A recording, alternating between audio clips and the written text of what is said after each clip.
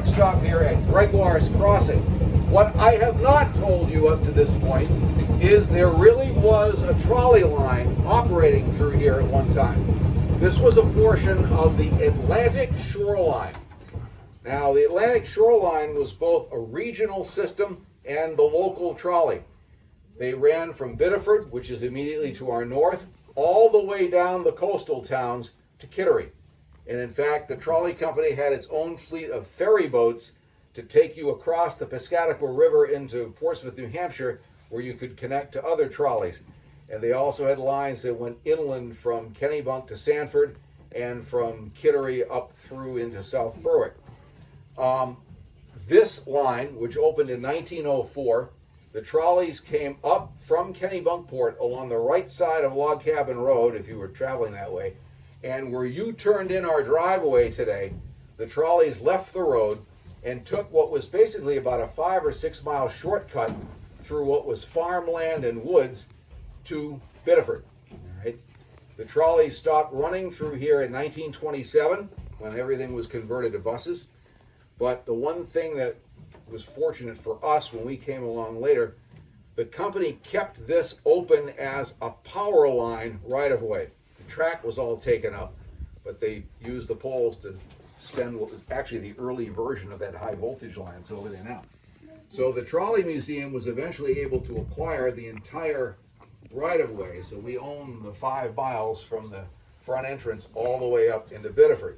We have built to Talbot Park, and that's about as far as we plan to go at this time. Now, when they came through here, this was all private land, all right? And they had to do some wheeling and dealing and occasionally some eminent domaining to get the land to put the line through. The Gregoire family owned all the property here. They still do. If these trees weren't here, we'd see the Gregoire farmhouse in the distance.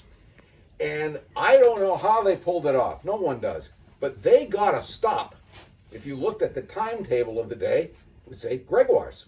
It was a flag stop, meaning if somebody was out here flagging down the trolley, they had to stop and pick them up. All right?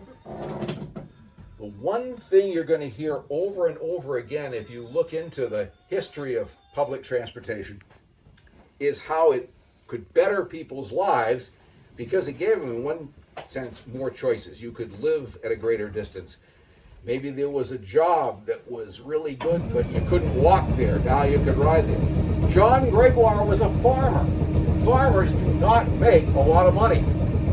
The high-paying jobs at the time were in the mills in Biddeford and the next city across the river from it, which is Saco. So Mr. Gregoire took a second job as a forge operator at one of the mills up in Saco. So he'd come out here in the morning, take the trolley to work and back, and all of a sudden what happens to his income? It's going up. He kept farming, family kept farming, but he bettered himself.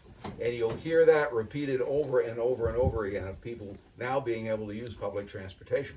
So that's why there is a Gregoire's Crossing, and we don't really know why the Gregoires above anybody else got a stop, but this was where Gregoire's Crossing was. By the way, we won't stop at it, but when we go further down the hill, you'll pass a platform that says Meserve's Crossing. Different situation there. The Meserves had a farm. They did not get a stop. There was not a platform there. They got a crossing in the track so they could get their farm animals and their wagons from one side of the tracks to another, but they never had a stop down there. Any questions on that?